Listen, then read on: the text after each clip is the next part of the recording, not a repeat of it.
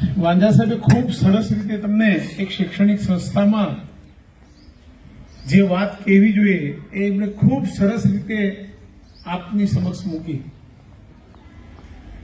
મેં સાહેબને વાત કરી તો એક આપણે નવો ચીલો પાડીએ.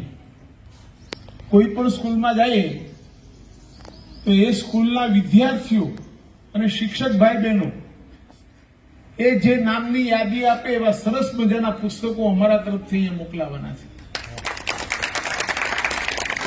યાદી તમારે તૈયાર કરવાની, મારી ઓફિસે ખાલી કોઈ કિરણ પહોંચાડી દેજે અને ક્યાં મળશે એ પણ કહી દેજો. આ એક પદ્ધતિ નવી આપણે શરૂ કરી રહ્યા છે, મજા આવશે.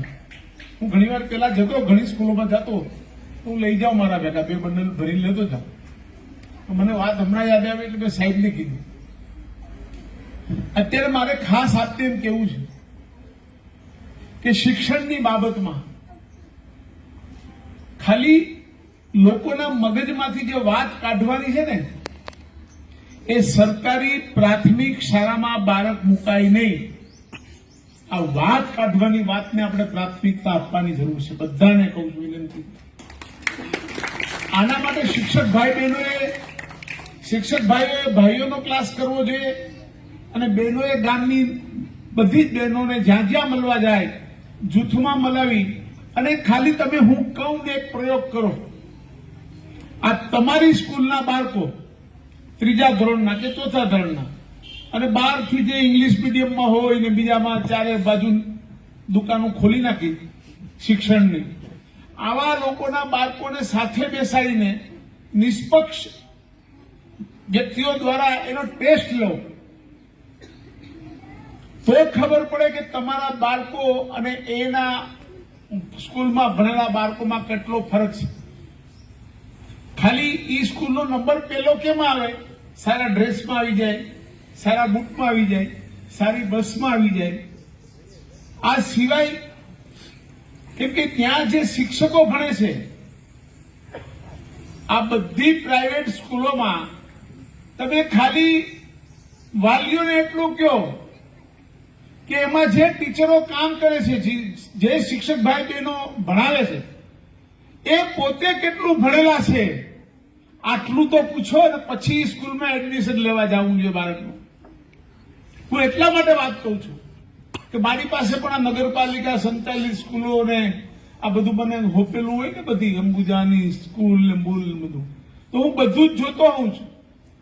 તો મારો છેવટ સુધીનો અનુભવ કે અહીંયા પ્રાથમિક શિક્ષકો જે ભાઈ બહેનો છે એ સંપૂર્ણ રીતે શિક્ષિત અને બાળકોને કેવી રીતે ભણાવવા, કેવી રીતે સાચવવા, એના જીવનને કેવી રીતે ઉજ્જવળ બનાવવું, એ સંપૂર્ણ રીતે તૈયારી સાથે એ લોકો અહીંયા આવે.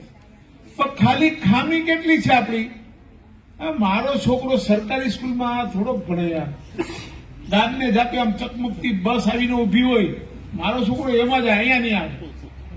ખાલી હું તમને એ બેઠા વડીલોને કહું કે તમે જેટલી પ્રાઇવેટ સ્કૂલો છે એને અને આ સ્કૂલના બાળકોના ધોરણ સમક્ષ અહીંયા ખાલી એક એની પરીક્ષાની હરીફાઈ રાખો, તમને ખબર પડી જશે કે તમે કરેલી ભૂલ તમને સુધારવાનો મોકો આપશે. મેં કેટલાય ગામોમાં મેં જોયું છે, કેટલાય ગામોમાં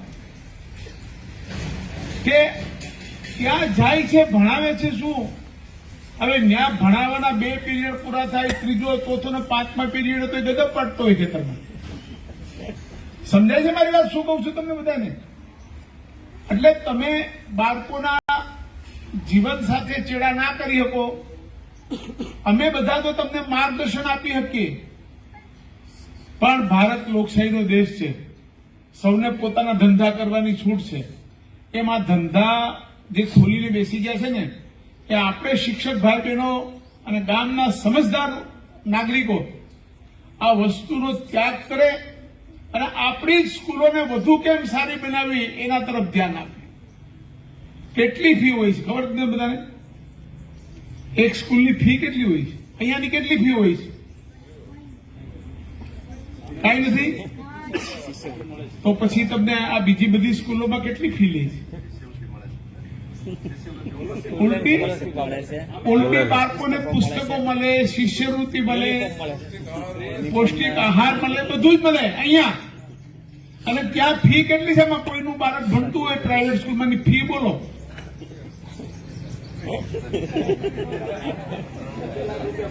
હે, આટલા પૈસા શું કામ વેડફો છો? આ પૈસામાંથી ચોથો ભાગ તમે આ સ્કૂલના વિકાસમાં દાનમાં આપો ને તો પણ તમે ખૂબ મોટું કામ કર્યું ભાઈ. આવી વાત હું તમને ક્યાં કેટલે સુધી કહેવા જાઉં? અમે તમારી સામે બધા નમૂના ખડા છે. અમે આમાં જ ભણેલા હતા. આ કોડીનાર શાળામાં જ ભણ્યા તમે લોકો. અહીંયા અંબાલાલ સાહેબ, અમારા ગુરુ કરશનભાઈ, આપણા હાડીવાસમાંથી કરશન સાહેબ, આ બધા અમારા શિક્ષકો. અરે અમે સરપંચ થી ગામના લઈને સંસદ સુધી પૂગી ગયા. કઈ ભણવાની જરૂર જ નથી. તમે સરકારી સ્કૂલોને કોણ કહે છે? હું તમને કહું, કોડીનાર તાલુકાની અંદર તમે રાઠોડ સાહેબ ને પૂછો ક્યાં અભ્યાસ કર્યો છે તમે? કોડીનાર શહેરની અંદર સૌથી વધુ ડોક્ટરો, એન્જિનિયરો એ ક્યાં ભણ્યા છે અને ક્યાં આવ્યા છે? મારા ભાઈ ડોક્ટર જોધાભાઈ સોલંકી હતા, એ તો પ્રાથમિક શાળામાં ભણ્યા, દેવરી પ્રાથમિક શાળામાં ભણીને ડોક્ટર થયા. આ ભરતભાઈ ડોક્ટર આપણે સંભૂતિવાળા, એ બી દેવરીની કુમાર શાળામાં ભણીને મોટા થયા. હું આપને આ વાત એટલા માટે યાદ અપાવું કે જે માણસને પગમાં પડ્યું છે એ કઈ દેખાતું નથી ને દૂર દૂર સુધી જોતા હોય. તમે માત્ર ગામડાઓની આપણી શિક્ષક ભાઈ બહેનોની જરૂરિયાત, આપણા બાળકો માટે આપણે શું કરી શકીએ એ વિષયમાં થોડુંક ધ્યાન આપો ને તો ખૂબ સારા પરિણામો આપણે મેળવીએ. ફરી વખત આજના દિવસે આપ બધા અહીંયા આવ્યા છો. આજે વૃક્ષારોપણ બી થવાનું છે. પંડિત દીનદયાળજીની આજે જન્મ જયંતિ બી છે. આપણે ખૂબ સારા દિવસે અહીંયા મળ્યા છે કે જેમણે આપણા દેશ માટે ખૂબ કર્યું છે. આપણી જે એકાત્મ ભાવની જે વાત કરી છે એવા પંડિત દીનદયાળજીને પણ આજે આપણે અહીંયાથી શબ્દોરૂપી પુષ્પાંજલિ આપીએ અને આપણે બધા ભવિષ્યને આપણું ખૂબ જ ઉજળું બનાવીએ એવી પ્રાર્થના સાથે વંદે માતરમ.